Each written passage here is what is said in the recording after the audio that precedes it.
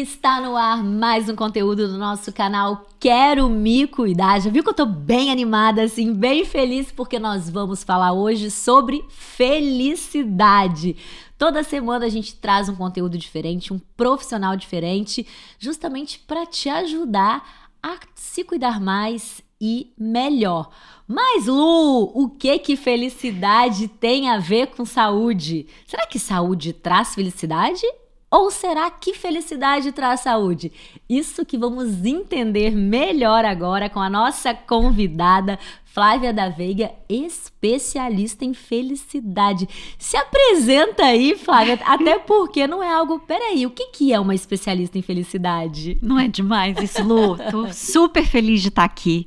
Amei o nome do programa, Quero Me Cuidar. Não, isso tem que ser assim, lema.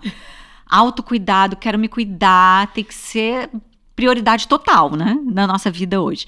Então, falando o que é uma especialista em felicidade. Então, eu vou contar, posso contar rapidinho a história? Pode, a gente tem que entender como é que você chegou. Como é que eu cheguei até aqui, o que é ser essa especialista em felicidade. Eu, há 7 anos, eu empresária, sócia de uma agência, a gente já se conhece, né, de outros carnavais, publicitária. Eu sempre tive uma vontade muito grande de mudar o mundo pela publicidade. Queria transformar. E eu, como publicitária, eu, apesar de ter uma vida muito confortável, uma vida bem-sucedida, tinha uma vida maravilhosa. Tudo certo. Tudo certo. Sabe aquele Instagram que você fala, nossa, essa mulher, com certeza essa mulher é feliz? Mas eu não era. Sério? Sério, na realidade eu tinha uma insatisfação constante. Era uma sensação de que nada era bom o suficiente. Fazia e... Sempre um vazio. Então eu conquistava alguma coisa, ficava alegre no primeiro momento, depois me sentia infeliz. Olha, você não tinha consciência disso também, Nenhuma né? consciência. E eu muito workaholic, nem pensava nisso, nem isso estava longe de ser prioridade na minha vida. E eu infeliz, mas levando minha vida até que eu passo por uma situação... de quase morte. Eu estava, né, no meu prédio, eu tive uma situação que toda a área comum do meu prédio desaba numa madrugada, e quando eu vejo aquela cena, né, nós tivemos uma percepção, eu pelo menos tive a percepção que o prédio iria cair, iria desabar, que eu ia morrer soterrada naquele dia. Ali aquela cena, aquela sensação me leva a um estresse pós-trauma e eu acabo entrando em depressão. Na realidade ali foi a gota d'água de um processo que eu não queria olhar de adoecimento. Então, assim, primeira dica, inclusive, para quem está ouvindo a gente. O adoecimento mental e emocional é mais comum do que a gente imagina. E nós temos preconceito. Muitas vezes não queremos olhar, ficamos empurrando isso para debaixo do tapete. Ah, porque isso é frescura? Não. Então, assim, eu não olhava. E acabei explodindo numa depressão. Ao mesmo tempo que eu entro em depressão, é como se Deus tivesse me dado uma segunda chance. Tive aquela sensação, naquele momento que você repensa a sua vida toda, que você fala, meu Deus, o que eu fiz com a minha vida? Eu queria mudar o mundo, mas eu esqueci que essa mudança deveria começar internamente por mim. Né? Tem até uma frase de um poeta Rumi que eu adoro, ele dizia que quando ele era inteligente, ele queria mudar o mundo, quando ele se tornou sábio, ele decidiu mudar a si mesmo. Porque você não muda absolutamente nada fora se essa mudança não começa dentro. E aí eu, nesse processo, me deparo com essa depressão. E quando eu entro em depressão, me veio uma urgência de viver. Mas eu não queria viver de qualquer jeito, eu queria viver feliz. Mas eu não sabia ser feliz, eu não era feliz. O que eu fui fazer? Fui estudar. E mesmo estando num estado doente, uma depressão diagnosticada. Não, mas eu procurei um profissional. Foi cuidar da depressão também, Fui cuidar da depressão, outro ponto muito importante. Né? Existem alguns momentos que você realmente precisa de ajuda profissional. Não tem jeito. E não se acomodou também. Não me acomodei. A depressão tem isso, né? Eu tenho depressão. Aí a pessoa fica com a depressão ali e tudo vira... é porque eu tenho depressão. Exatamente, porque existe, sem dúvida, dependendo do grau de depressão, realmente é difícil você tomar a primeira atitude, tomar o primeiro passo, então realmente você precisa procurar um profissional, mas existe a parte do comportamento, ou seja, existe um papel de protagonismo também no processo. E aí eu vou falar, inclusive, de diversas dicas, até para a gente lidar melhor com a depressão que... Ou seja, situações que estão sob o nosso controle. Algumas coisas nós não controlamos, outras nós controlamos. E aí, nesse processo, procuro o psiquiatra, faço um tratamento, mas eu sou muito curiosa. E aí, nesse processo, eu falei, gente, como é que eu faço para sair dessa depressão? Mas eu queria também entender de que forma que eu poderia contribuir com o processo. E aí, eu começo a pesquisar, descubro um mundo à parte, que é a ciência da felicidade, que é pautada na psicologia positiva e nas neurociências, que são 2 campos de estudo muito recentes. A gente está falando isso de 30 anos para cá, e para a ciência é muito recente isso. Pra você ter uma ideia, Lu, 20 anos atrás, existiam 150 artigos científicos, acadêmicos sobre felicidade. Hoje, existem quase 30 mil artigos científicos. Tá vendo? Inclusive, estou indo agora para um congresso no Canadá, que é o congresso onde eles apresentam, a cada 2 anos, eles apresentam todos os estudos mais recentes do que existe de mais eficaz, do que existe de mais moderno. Então, os cientistas passaram a olhar para a felicidade, porque até então, todos os psicólogos, a medicina, todo mundo estudava doença. Como curar uma depressão?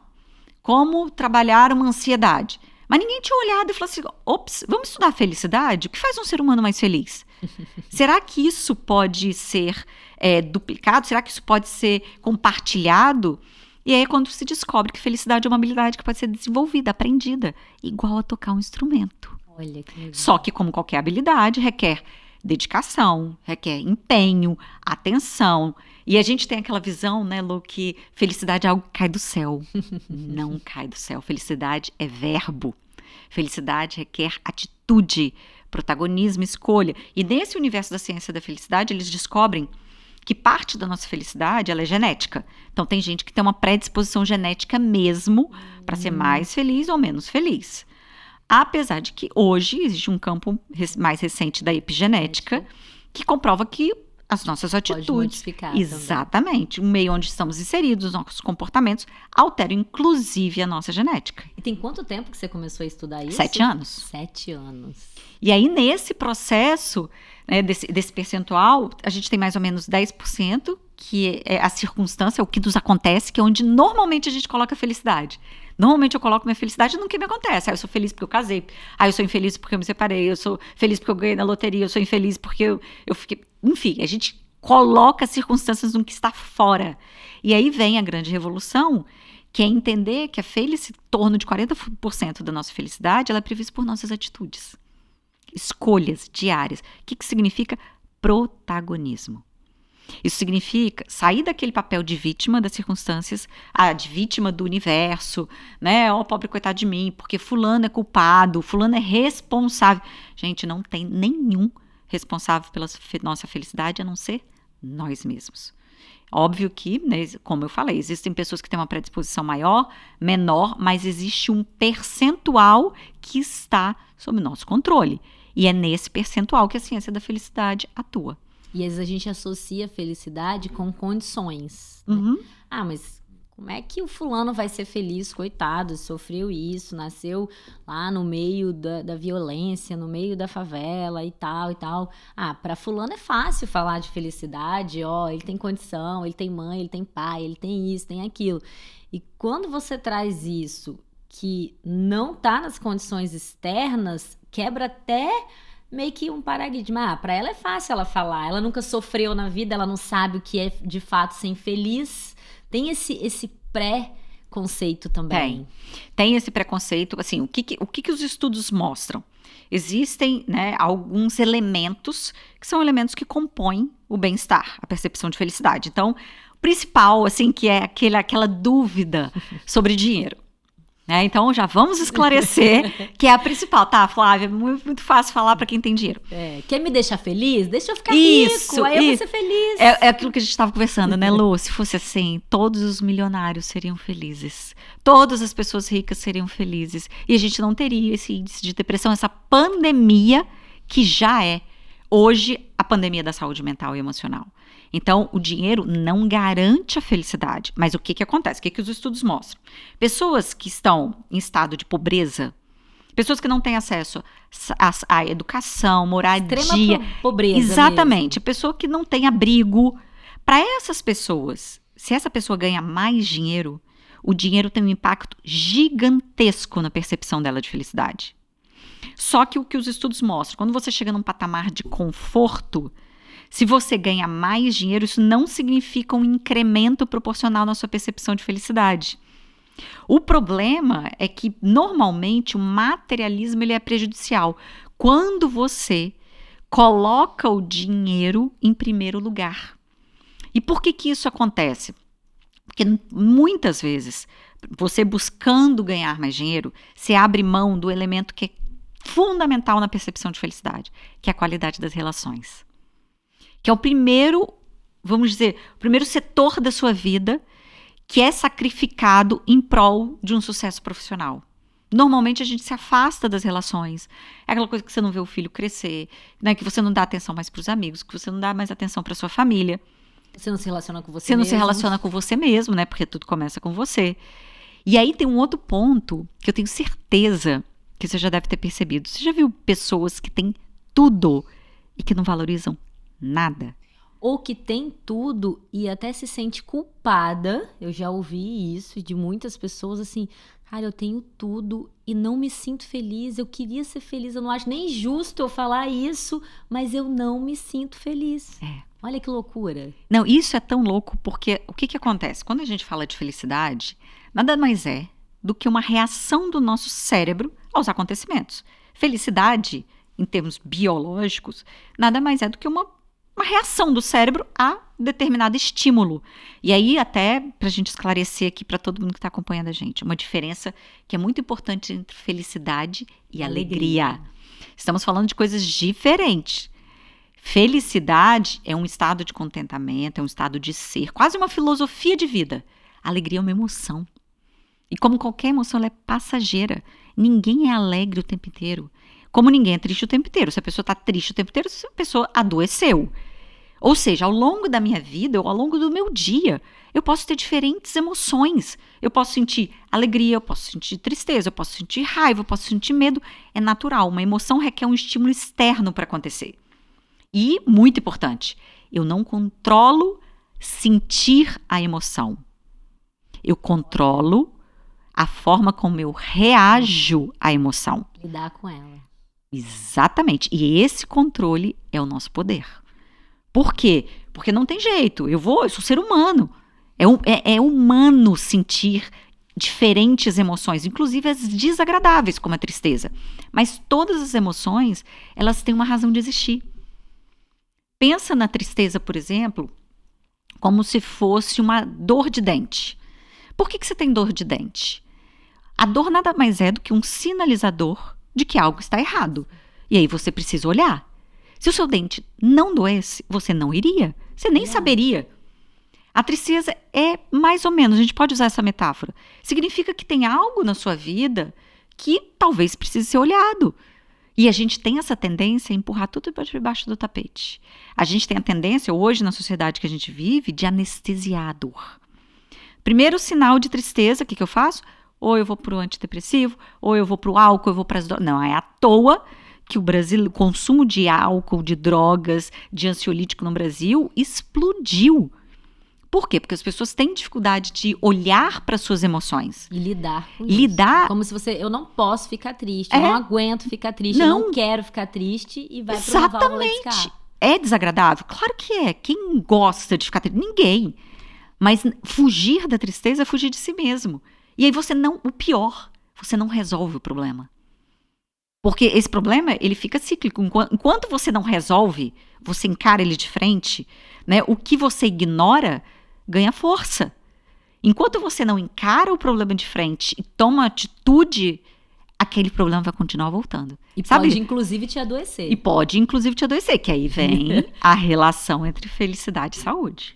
Legal você colocar essa diferença de alegria e felicidade, porque quando a gente não tem claro isso, a gente se condiciona a ser feliz ou a apontar quem é e quem não é feliz, em momentos de alegria. Então, É. eu só vou ser feliz quando eu tiver com momentos de alegria Exatamente. contínuos. Se eu tô passando por situações de tristeza ou por momentos de tristeza, momentos difíceis na minha vida, não tem como ser feliz. E aí, quando você põe essa diferença, a gente vê que, tipo, não tem nada a ver com a Isso. outra. E você, Flávia, acaba sendo uma prova real um pouco disso, porque você passou por uma situação na sua vida com o seu filho de muita tristeza para uma mãe, uma situação muito difícil e que qualquer pessoa que olha isso fala, nossa, como que essa pessoa vai ser feliz? Não tem como ser feliz diante disso porque a gente coloca isso como questão. E você viveu isso na prática, então você sabe o que é isso. Queria até que você contasse para quem ainda traz essa relação, só vou ser feliz o dia que tiver tudo bem. Não vai ser nunca. Vou até compartilhar até 3 pontos. Porque quando a gente fala em tristeza, em depressão, em ansiedade, normalmente são os 3 temas que ficam em primeiro lugar. Primeiro, divórcio, separação, que normalmente causa uma ansiedade, uma tristeza, um estresse, até uma depressão. Relacionamento em geral. Segundo, filhos, quando um filho adoece ou quando acontece alguma tragédia, você perde ou acontece alguma coisa ruim com um ente querido. E dinheiro, quando realmente porque a gente diz que dinheiro não garante a felicidade, mas a falta de dinheiro, sem dúvida que prejudica. Então são esses 3 pontos. Eu passei pelos 3 no mesmo ano, em 2019. Então eu digo que eu passei, e foi importante eu ter passado, porque hoje eu consigo afirmar que é possível você ser uma pessoa feliz, é possível você aprender a ser feliz, é possível você cultivar a sua felicidade sem terceirizar, mesmo em situações desafiadoras. Em janeiro eu me separei de um casamento de 15 anos, foi uma iniciativa minha nesse processo, mas mesmo assim foi extremamente dolorosa, com filhos, enfim. É algo que é muito desafiador, até porque meu ex-marido é uma pessoa assim, muito, muito, muito querida. Em março, que veio a grande tragédia, do meu filho mais velho foi baleado e ficou paraplégico. E ali naquele momento daquela tragédia, foi ali que me veio uma grande virada de chave. Porque é como se... E aí tudo fez sentido na minha cabeça, Lu, porque você imagina... Eu, publicitária, sócia de uma agência de propaganda, começo a estudar sobre felicidade. E começo a estudar, não comecei a estudar, vou ler um livrinho, não. Mergulhou. Não, mergulhei, fui para todas as universidades do mundo, fui estudar com os grandes papos, fui para todos os congressos, li 500 livros. Eu me aprofundei, assim, de uma forma muito, muito intensa. E eu não conseguia nem entender por que eu estava estudando aquilo. Por que eu não tinha com o meu negócio? Eu já tinha saído da depressão. Por que eu continuava a estudar? E aí, para mim, tudo fez sentido quando o Caio foi baleado, óbvio que foi o momento mais trágico, doloroso de sofrimento da minha vida. Mas ali aconteceu uma coisa interessante. Tem uma frase de Einstein que ele dizia que existem 2 formas de se viver a vida. Uma como se nada fosse um milagre, a outra como se tudo fosse.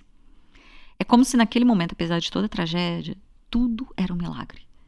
O fato do meu filho estar vivo, porque era para a bala pegar na cabeça, desviou, foi para as costas. A rapidez do socorro. A cirurgia, que era uma cirurgia que ele corria muito risco de vida, que foi um sucesso. As pessoas que ajudaram. Então, quando eu olho para esse cenário, eu não podia fingir que eu estava feliz. Eu não podia fingir que eu estava... Eu tive que é um termo que a gente usa, que é a aceitação radical. Eu tive que aceitar aquilo. Era a realidade. E ficou triste, sim. Passou por uma tristeza profunda, sim. Profunda. E hoje eu falo para todo mundo, eu falo, gente, eu tenho diversas situações de tristeza na minha vida, de raiva. Eu sou humana. Só que eu aprendi a lidar melhor com a tristeza. Essa é a diferença. Ou seja, a tristeza, ela vem, eu identifico, decido o que fazer com aquilo e saio. Ela não me derruba. Ela me chacoalha, mas ela não me derruba. Eu me recupero mais rapidamente. E é quando vem a terceira, em outubro, quando eu me desligo, da sociedade. E eu faço isso porque eu tenho uma empresa, uma startup de felicidade hoje. Na realidade, hoje eu tenho 2 negócios. Tenho uma startup dentro do universo da felicidade, eu tenho uma startup de felicidade e tenho uma agência de publicidade dentro de uma metodologia que eu criei. Quando eu saio da sociedade, eu saio, assim, completamente sem dinheiro. Apostando, acreditando nesse sonho. Só que foi no começo da pandemia. E aí, Lu, eu me vi, sabe, cheio de planos, cheio de expectativa, tudo fluindo, de repente vem a pandemia. Para tudo. Ou seja, eu fiquei completamente zerada financeiramente. Então, eu tive dificuldades financeiras também. Então, hoje eu entendo que tudo que eu passei, e eu passaria, né, tudo de novo, eu entendo que aquilo que eu passei foi importante até para eu entender esse universo e para entender a dor do outro. Você viveu na prática, né? Quando alguém chega para você e fala, olha só, não dá para ser feliz. Eu tô aqui, meu casamento tá ferrado, eu perdi meu filho, eu perdi minha mãe, eu tô sem dinheiro para comer, tudo ao mesmo tempo, então não consigo. É isso aí. Foi quando eu decidi, quando aconteceu a situação do meu filho especificamente, foi quando eu decidi usar a minha dor para ajudar a minimizar a dor de outras pessoas. Inclusive a dele, né? Inclusive a dele. Que é um super desafio. Super, super desafio. Então, quando você analisa isso, você percebe que existem caminhos. E que você não era a única. E que eu não era a única. E existe um conceito que eu gosto muito, que é o conceito do antifrágil. Quando você fala de resiliência, uma coisa resiliente é quando ela sofre um impacto e ela volta ao seu estado original. Uma coisa antifrágil é quando sofre um impacto e ela volta mais forte. Ou seja, todos nós podemos se espelhar em ser antifrágil. E usar os desafios para que a gente possa se tornar mais forte. Por quê? Qual é o processo da vida? A vida não é uma linha reta. Como que a gente aprende? Estamos aqui para evoluir como seres humanos. Esse é o nosso papel, é aprender, evoluir, né, para que a gente possa ir para a próxima série. A gente é como se fosse, pensa numa prova, né? A vida é educativa. Pensa numa prova. Você precisa fazer uma prova para você passar para o ano seguinte, não é assim que funciona? A vida também. Você vem de uma forma linear e aí você se depara com um problema. Como se fosse uma escada. Você vem, se depara com um problema. Ali você tem uma opção. Ou você aprende e passa para a etapa seguinte, ou você fica estagnado no papel de vítima e fica ali. Não tem jeito. O nosso processo de evolução ele só acontece através dos desafios. Os desafios existem para isso, para que possamos crescer. Ninguém cresce no conforto. E tem o querer também, né? Porque tem gente que não quer ser feliz. E tá tudo bem, gente. E tá tudo bem aqui. Nada de ditadura, tá tudo. Existem ganhos secundários. Uma vez uma pessoa chegou para mim numa palestra, falou: Flávia, minha esposa sofre de depressão. E ela chegou para mim e falou assim: olha, eu não quero sair da depressão. Nem tente vir com esse modo de felicidade. Eu não quero sair da depressão. Aí ele me perguntou o que eu faço. Eu falei: nada. Você não pode obrigá-la a sair desse estado. A vida é dela. É dela. Mesmo você gostando dela e querendo ajudá-la. Exatamente. Você tem que pensar o que você faz com você. Aí é sua decisão, como é que você lida com isso. Você, se ela não quer mudar, lava suas mãos e segue adiante. Você não tem como obrigar. E tá tudo bem, tá, gente? Às vezes a gente não quer aceitar isso, porque a gente vê a nossa mãe, nosso filho, nosso irmão numa situação que não quer, né, se ajudar. A gente fica angustiado. Mas você sabe uma coisa interessante, Lu? Tem muita gente, né, o ser humano tem vários medos. E um deles é o medo da felicidade. Olha, você sabia disso? Não. Medo de ser feliz é isso? Você sabe qual é o medo da felicidade? É o medo de você ser e deixar de ser. É o medo, sabe aquela sensação que o ser humano tem assim, gente, tá tudo bom demais pra ser verdade? Sabe isso, essa sensação? Ai, meu Deus, alguma coisa vai acontecer. É essa sensação. E aí você tem medo de perder. Então você prefere ficar naquele estado de mais ou menos, porque o que acontece? Uma coisa importante. O não ter depressão não significa felicidade, tá? É um outro ponto importante. Existem várias pessoas que a gente até diz que são os nihilistas, que não acreditam muito nesse negócio de felicidade. Para eles a vida é aquilo mesmo e acabou. É bobeira. Nada a ver isso. Exatamente. Então, a ausência da doença não significa saúde, não significa felicidade. E aí, quando a gente fala da relação entre saúde e felicidade, por que se fala tanto sobre isso? Porque o que os estudos começaram a perceber... Não, primeiro, porque a gente realmente vive um momento que, apesar de toda a evolução da humanidade, os índices de felicidade vêm caindo. Nós, brasileiros, estamos na 49ª posição. É uma pesquisa realizada pela ONU. E só vem caindo. Esses índices vêm caindo no mundo inteiro. E você fala assim, como assim? Estamos mais, em termos de humanidade, mais ricos, mais saudáveis. Temos a tecnologia. Mais tecnologia. Pensa no conforto que nós temos hoje comparado que a rainha tinha 1000 anos atrás. Maior expectativa de vida. Maior expectativa de vida. Mas mesmo assim... Mas também vem um paradoxo, né? A gente tem muita coisa mais, mas também tem muita coisa que tá menos. Exatamente. E aí essa confusão... Exatamente. E aí, o que esses pesquisadores começaram a apontar? Nós temos aquela ideia de que primeiro, e aí vem a sua pergunta, né? Se a felicidade é que traz a saúde ou se é a saúde que traz a felicidade. É claro que ter saúde é um componente importante da nossa felicidade. Mas, ao mesmo tempo, nós conhecemos pessoas que são super saudáveis e que são infelizes. Não garante. Mas... A saúde pode ser a pessoa mais saudável, que às vezes nem tá tão saudável, mas que se acha saudável. Tá sem doença, digamos assim. E você só valoriza a sua saúde quando você perde. Ainda tem isso. E aí eles começaram a perceber que felicidade, ela não é consequência. Ela é causa. Olha que interessante. Pessoas mais felizes são pessoas mais saudáveis. Pra você ter uma ideia, o sistema imunológico de uma pessoa mais feliz é 50% mais forte. Pessoas mais felizes têm uma maior proteção, por exemplo, contra doenças cardiovasculares. Pressão arterial de uma pessoa mais feliz. Não só isso, pessoas mais felizes são mais resistentes à dor. Olha que coisa! Se recuperam mais rápido, por exemplo, de cirurgias. Pessoas mais felizes vivem mais, até 9 anos. Mais do que uma pessoa infeliz. Ou seja, ser feliz traz muitas vantagens. Mas não só isso. Estou falando de saúde, mas tem. Com a saúde. Relacionamento. Pessoas mais felizes têm melhores casamentos, se divorciam menos, são mais sociáveis, têm mais amigos. Pessoas mais felizes no trabalho são mais resilientes, são mais produtivas, são mais engajadas, mais motivadas, um estudo da Harvard Business Review, pessoas mais felizes são 300% mais inovadoras. Pessoas mais felizes são mais generosas, mais altruístas. São pessoas que colaboram mais. Tem uma Érica, que até entrevistei ela uma vez na rádio, ela tem um livro que ela fala, gente feliz não enche o saco. Não é chata. Não é chata. Você já viu uma pessoa feliz ficar te perturbando? Enchendo o saco, fofocando. Gente feliz não fica fazendo fofoca, não se importa com a vida dos outros, sabe? Não fica se preocupando por bobeira.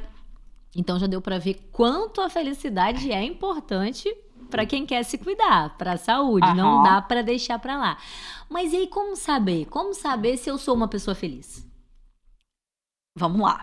Felicidade é uma percepção individual. Tem gente que eu falo, não, eu me sinto uma pessoa feliz, eu não me sinto uma pessoa feliz. É uma percepção. Só que quando você começa a entender o que é felicidade e o que você deposita a sua felicidade, porque tem um ponto também importante, que além da alegria, nós confundimos felicidade com prazer.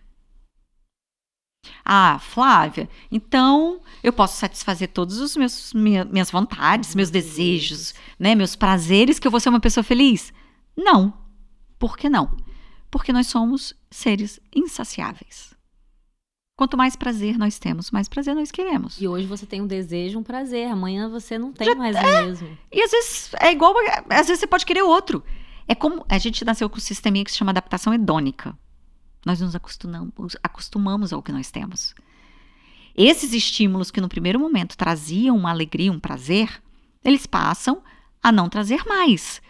Né? Imagina se seu namorado todos os dias te leva flor. Todos os dias ele te dá flor. Depois de 30 dias seu namorado te dando flor, você não vai aguentar mais. Aquela alegria, a primeira flor que ele trouxe, que você fala, nossa, coisa maravilhosa, com o passar do tempo aquilo se torna rotina. E nós nos acostumamos muito rapidamente às coisas. E para isso, para que a gente não caia na adaptação hedônica, por isso que felicidade é verbo, existem técnicas para isso não acontecer.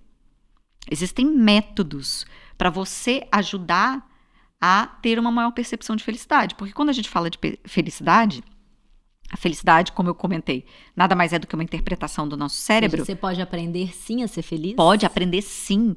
Só que o que acontece? O nosso cérebro, ele é uma máquina de sofrimento. Ele não foi programado para felicidade. Ele foi programado para sobreviver e perpetuar a espécie. Por que isso? Lá atrás, no tempo das cavernas, se eu saio para caçar, eu preciso estar muito atenta às ameaças do ambiente. Eu preciso olhar tudo que pode dar errado. Instinto de sobrevivência. Instinto de sobrevivência. Isso é cérebro reptiliano. Passados milhares de anos, nosso cérebro primitivo não evoluiu nesse quesito.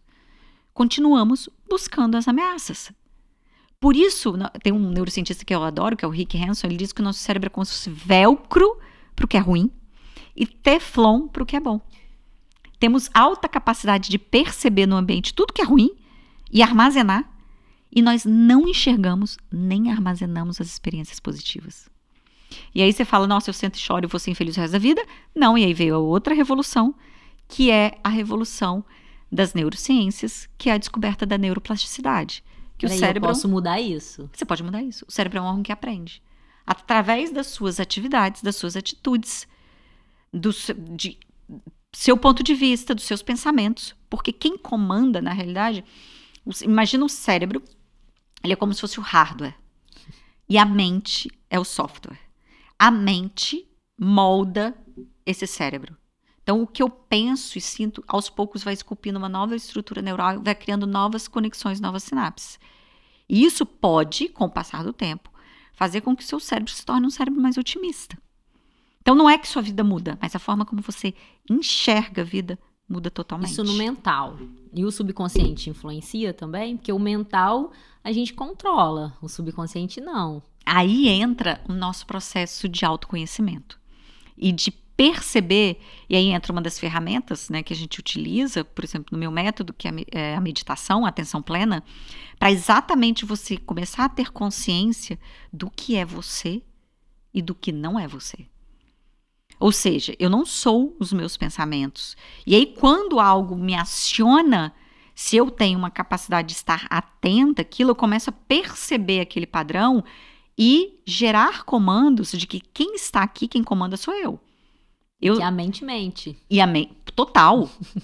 E aí, quando você começa a perceber que ela está ali para te servir, e não você está a serviço dela, porque a maioria dos seres humanos hoje estão a serviço da mente. E não a mente a serviço do dono, do ser humano. E uma das ferramentas para isso é a atenção plena. Você tem que estar muito atento, observando os seus pensamentos, né? Porque tudo começa com um pensamento que gera uma emoção. Essa emoção vai agir, né? Exatamente, um sentimento, uma atitude, essa atitude de forma repetitiva, hábitos, e os seus hábitos, o seu destino. O seu destino começa aqui, no que você pensa. Isso é muito legal, porque muitas das coisas que às vezes a gente coloca como estático, né? Até pela essa percepção que eu te perguntei, como saber se eu sou feliz, né? Não tem também tanto assim, eu sou infeliz, eu sou feliz, já que isso é moldável. E se eu perceber, nossa, eu não sou uma pessoa feliz, mas agora a gente já sabe que você não precisa pegar isso pra você, eu sou assim e pronto. Não, pode reverter isso. Pode. E entender também o que é felicidade. Entender se o que você tem, por exemplo, é um excesso de expectativa. Eu posso, porque a gente tem esse excesso de expectativa nas relações, nos acontecimentos. Quando você entende, começa a entender, muda um pouquinho sua visão de mundo, que você não controla nada. Você controla suas reações. É isso que você controla. O que está sob seu controle, você faz. O resto que você não controla, e aí muito estoico, aí entra na filosofia, no estoicismo, o que você não controla não pode ser razão, condição da sua felicidade ou da sua infelicidade. Então, isso aí já é um ponto, né? A gente olhar assim, peraí, como saber se eu sou feliz? O que condiciona você a ser feliz? Quando você começa a responder isso, eu sou feliz se a minha família estiver bem. Isso. Eu sou feliz quando eu tô bem financeiramente. Eu sou feliz quando todos os meus filhos estão assim. Quando você começa a responder que você é feliz com condicionado. questões, com condicionados, mesmo com algumas coisas que você, de certa forma, pode controlar ou pode direcionar, já é um indício que você não é feliz, não, é isso? Não, você pode até se considerar feliz. Só que você torna a sua felicidade frágil. Condicionada. Se você Condicionada. perder aquilo, E quando você coloca a sua felicidade na outra pessoa ou numa circunstância, você se torna escravo dela. Por quê? Porque se essa pessoa agir de uma forma que não te agrada, e assim, né, bem-vindos ao tá numa mundo. condição de felicidade dependente. Exatamente, frágil. Se eu coloco em qualquer coisa fora de mim, é frágil. Qualquer coisa que eu não controlo. Então eu vou estar sempre à mercê dos acontecimentos. E aí eu não me torno senhora do meu próprio destino, da minha própria felicidade. Mas ao mesmo tempo entender que eu, como ser humano, eu vou passar por situações muito desafiadoras. Mas isso vai passar. E eu vou ter que tomar atitude, qual a melhor atitude para lidar com aquilo? E se esses acontecimentos, e aí tem muita percepção, porque eu sei que parece um pouco banal, mas a gente fala aquela situação, né, que você pede para Deus, Deus me dá paciência. Deus não te dá paciência, Ele te dá uma pessoa insuportável do seu lado para você exercitar a paciência. Deus me dá sabedoria, Ele te dá uma situação extremamente desafiadora para você aprender a ser sábio. E assim é a vida. Só que a gente fica esperando fórmulas mágicas, sabe, Lu? É muita fantasia infantil de filme de Hollywood. Esperar que eu controle tudo, aquele mundo perfeito. Aí eu fico esperando a situação perfeita, eu fico esperando o casamento perfeito, eu fico esperando o trabalho perfeito. E nunca é suficiente. Porque eu posso ter uma sensação, inicia um relacionamento, traz uma sensação de bem-estar. Logo depois, me dá uma insatisfação, gente, porque, né, bem-vindos ao mundo, as pessoas, né, não estão aqui para nos servir e nem para satisfazer nossos desejos, nossas fantasias. Aí você fala, meu Deus, vou mudar de relacionamento. Aí você faz isso, muda de emprego, muda de relacionamento. E daqui a pouco vem outro desafio. Porque enquanto você não aprender, o universo vai continuar te mandando a mesma situação até que você aprenda. E Flávia, você começou contando aqui pra gente que você, eu me sentia uma pessoa infeliz. Eu comecei a perceber isso depois e hoje imagino que você se sente uma pessoa feliz. Como que foi esse processo? Foi um processo mesmo ou teve algo assim muito impactante que foi realmente, nossa, a partir daquilo ali que eu mudei esse meu estado de ser feliz e não ser feliz? Não, foi um processo. Foi um processo porque eu fui primeiro estudando muito e entendendo esse universo da felicidade, o que é, o que não é, e comecei testando comigo, primeiro. Depois eu comecei a praticar algumas atividades que contribuem, por exemplo, a prática da gratidão. A prática da gratidão, porque falar a palavra gratidão parece conselho meloso de livro de autoajuda, mas a prática da gratidão ela tem um efeito psicológico muito grande, porque a gratidão é a capacidade de você perceber as coisas boas, mesmo em situações desafiadoras. Essa prática ela vai moldando o seu cérebro. Então, com o passar do tempo, você conseguir registrar, e a dica é você registrar 3 coisas todos os dias que você é grato, coisas diferentes, para o cérebro não acostumar. Exercício. Já fica para a prática, dica prática. Você começa a perceber que existe um outro lado. Você consegue realmente, nossa, eu estou passando por esse desafio, mas em compensação, olha que família maravilhosa eu tenho. Em compensação, nossa, eu tenho esse trabalho que é bom. E aí você começa a enxergar que a vida, né? Porque lembra que o nosso cérebro vai focar no que nos falta, no que é ruim. Então, a gratidão é a capacidade de começar a mostrar para o cérebro que também existem coisas boas. Ou para onde eu vou olhar, igual até o caso do seu filho, né? Ou para onde eu vou olhar. Mas ele tá vivo. Mas foi o que me segurou. Foi o que me segurou. Dentro da situação. Dentro da situação. Ele tá vivo, gente. Podia ter sido muito pior. Quando alguém morre, também tem essa questão, né? Você fica só olhando por quem morreu e esquece de olhar para quem tá vivo do seu lado. Não só isso. E esquece de olhar, inclusive, né? Porque essa questão da morte, ela é super importante, porque é a única certeza que nós temos. E nós temos muita dificuldade de lidar com ela, ou seja, né? Algo que a gente sabe que vai acontecer. É natural, né? Infelizmente, alguns vão, né? Fora do tempo, vamos dizer, normal. Ou a gente vai perder alguém ou alguém vai perder a gente. Exatamente. Né? A Isso vida é certo. Só que você pode olhar para isso, né? Com muitos... É óbvio que você vai ter um luto. claro, é natural. Inclusive, eu estava vendo uma entrevista de um psiquiatra, a preocupação dele com essa questão do consumo muito elevado de antidepressivo. Ele falou que hoje as pessoas chegam no consultório e falam assim, doutor, tô em depressão, me arruma um antidepressivo. Ah, tá, mas o que aconteceu? Ah, perdi um ente querido, tô em luto. Aí é o que ele diz, ele falou, gente, é claro que se você tá em luto, você vai ficar triste. Estar em luto. Óbvio que você tem que sentir o luto. Só que aquilo que eu comentei da droga, do álcool, você não quer sentir nada. Você não quer sentir nada. A gente é a sociedade do prazer. É óbvio que ter prazer é maravilhoso, é delicioso. Só que existem momentos que você não vai sentir prazer. E você tem que entender isso. Então, às vezes, você vai fazer um trabalho. Eu amo o meu trabalho.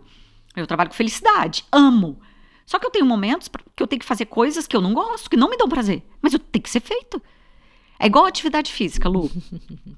Que é uma das práticas que a gente traz no Be Happier também.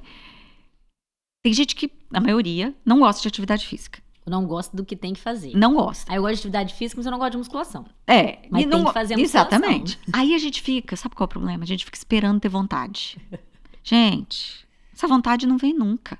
Esse tempinho agora, esse friozinho agora que tá fazendo, não vai ter vontade. Aí é você substituir a vontade pela disciplina. E fazer o que tem que ser feito. E fazer o que tem que ser feito mesmo sem vontade, gente. Então, esse é o ponto. E aí, dentro do universo da felicidade também. Felicidade é verbo, felicidade é ação. Só que você tem que se dedicar diariamente. Felicidade não é uma meta a ser alcançada. Não é um lugar onde um dia você vai chegar. Felicidade não está fora. A felicidade não é a jornada. Ela não é o topo da montanha. Todo o seu processo, em toda a sua vida, a gente usa... A metáfora da felicidade tem muito mais a ver com um jardineiro que todos os dias poda, cuida daquela plantinha, rega, do que um explorador que um dia vai chegar no topo da montanha e falar assim, cheguei, agora eu alcancei a felicidade. Não é isso. É um exercício diário, sabe, das suas virtudes. E aí tem um outro ponto, falando em virtude, que é outro ponto que é fundamental no universo da felicidade, que é você fazer o bem. Esse é um ponto chave no processo de felicidade, que é quando você pode servir o outro, se colocar a serviço do próximo, fazer algo pelas pessoas. Isso é cientificamente comprovado. Existem 4 revoluções na medicina. A neuroplasticidade, que tem a ver com o universo da felicidade. A neuroplasticidade, a via de mão dupla do cérebro com o corpo, ou seja, o que acontece no meu cérebro impacta no meu corpo, o que acontece no meu corpo impacta no meu cérebro. O corpo fala. A epigenética, ou seja, eu posso, inclusive, alterar minha genética a partir do meu estilo de vida, do meu comportamento. E a bondade. Foi quando a ciência descobre que nós temos circuitos de bondade no nosso cérebro que são fundamentais, por exemplo, para a nossa saúde física e mental. Então, se a gente fala de saúde, um elemento para a saúde também é fazer o bem. Tá vendo? Quanta coisa tem aí na relação felicidade e saúde, diretas e indiretas, né? Isso que é interessante. Já deu para ver que quem gosta, quem quer se cuidar, precisa trabalhar essa prática, que a Flávia deixou bem claro aqui pra gente, que pode ser aprendida, treinada por qualquer pessoa. E a relação direta, Flávia, dentro desse seu processo aí de felicidade, o que você sentiu da sua saúde acontecendo, já que tem essa relação? Assim, eu me considero uma pessoa super saudável. Assim, dificilmente eu gripo, dificilmente eu tenho alguma doença mais séria. É óbvio que eu tenho, né? Como te falei, eu sou humana. Mas antes já era assim? Que você sentiu mudança ou não? Total. Hoje eu sou uma pessoa muito mais saudável. Agora tem um ponto, você colocou, né? Que felicidade é algo que é treinável. Gente, não é fácil. Um ponto muito importante esclarecer aqui. É fácil? Não. Trabalhoso. Mas é possível. Como qualquer outra coisa na nossa vida que seja importante, não cai do céu. Requer esforço. Requer dedicação. Então, esse eu acho que é um ponto muito importante. E a nossa saúde, Lu, também. Porque a gente quer fórmulas mágicas, a gente quer milagre. Eu quero emagrecer, mas eu não quero ir para academia, eu não quero parar de comer, eu quero a pílula. Não existe fórmula, não existe pílula da felicidade. A indústria farmacêutica tentou há anos. Não existe essa fórmula. Então requer dedicação. Se você quer ser uma pessoa mais feliz, dedique-se. Se você quer ser uma pessoa mais saudável, dedique-se. Vale a pena cada instante, porque você vai se dedicar agora e você vai colher lá na frente. Por exemplo, pegar atividade física, que é uma coisa simples. Associação entre atividade física, por exemplo, e a degeneração do nosso cérebro. Praticar atividade regular, 3 vezes por semana, 30 minutos, reduz de forma significativa, de 30% a 50%, a chance de você ter Alzheimer e demência. E é uma coisa que está sob o seu controle. Teoricamente, muito acessível. E acessível, né? Você não precisa ir para academia, simples. Você pode fazer uma caminhada, pode subir uma escada, sei lá, de repente saltar um ponto antes do seu ônibus e ir caminhando. E é acessível. Só que o problema é que a gente para se preocupar com saúde lá na frente, quando a gente já adoeceu. E aí você começa a observar que você poderia ter prevenido de uma forma assim, gigante. Você sentiu esse efeito então? Você trabalhou a felicidade, você se sentiu coisas que talvez você tinha antes, você fala, gente, hoje eu nem tenho. Porque eu vejo muito essa relação, né? Coisas, principalmente, dor de cabeça, dores nas articulações. Você sentiu isso na prática? Senti isso na prática. Agora, como eu te falei, é um processo. Foi durante o processo. Durante o processo, e é um processo que vai ser o resto da minha vida. Não existe assim... Se você parar de praticar agora exatamente. Não é uma coisa garantia. assim... Não é uma coisa assim, beleza, agora eu adquiri essa habilidade e acabou. Eu sento e vou ser feliz, tô plena. Não, gente, é todos os dias. É óbvio que eu tenho momentos que eu me pego em situações, meu namorado que brinca comigo. Ele fala, Flávia, você dá aula disso? Como assim? Como assim? Aí eu, nossa... Eu tenho que estar atenta o tempo inteiro. Eu tenho que fazer. Porque, né, tem hora que... Ou seja, requer dedicação. Olha, Flávia, muito obrigada. Que legal, né, a gente colocar, assim, sair da caixinha, entender como que a saúde envolve tantas coisas que às vezes a gente não tá nem aí. Você tá lá, às vezes, cuidando muita coisa, cuidando de uma cirurgia, tratando uma dor, fazendo de tudo ali, querendo estar saudável, querendo curar uma doença e esquece de trabalhar pontos como a felicidade, que são importantíssimos para algo que às vezes você está querendo mesmo. Agradeço muito, muito, muito obrigada. Queria que você fizesse aí as considerações finais para a gente fechar. Para fechar, né, o que eu gostaria de reforçar? Se tiver uma mensagem que eu quero deixar, não espere uma vida perfeita para ser feliz. Essa vida não existe. Eu não sou o que me acontece. Eu sou o que eu escolho me tornar a partir dos acontecimentos.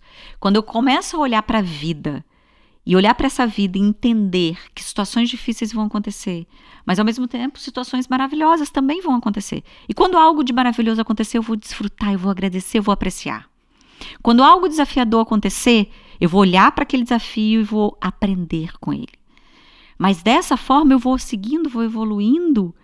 Para quê? Para que eu possa me tornar a minha melhor versão. Para quê? Para que eu possa servir, para que eu possa ser útil, para que eu possa fazer diferença. E nisso é a chave da felicidade. Para que eu possa ser feliz. Para que eu possa ser feliz. Ai, que legal. Muito obrigada. Espero que tenha ajudado aí um pouquinho você a continuar ou iniciar esse processo de sim ser uma pessoa feliz.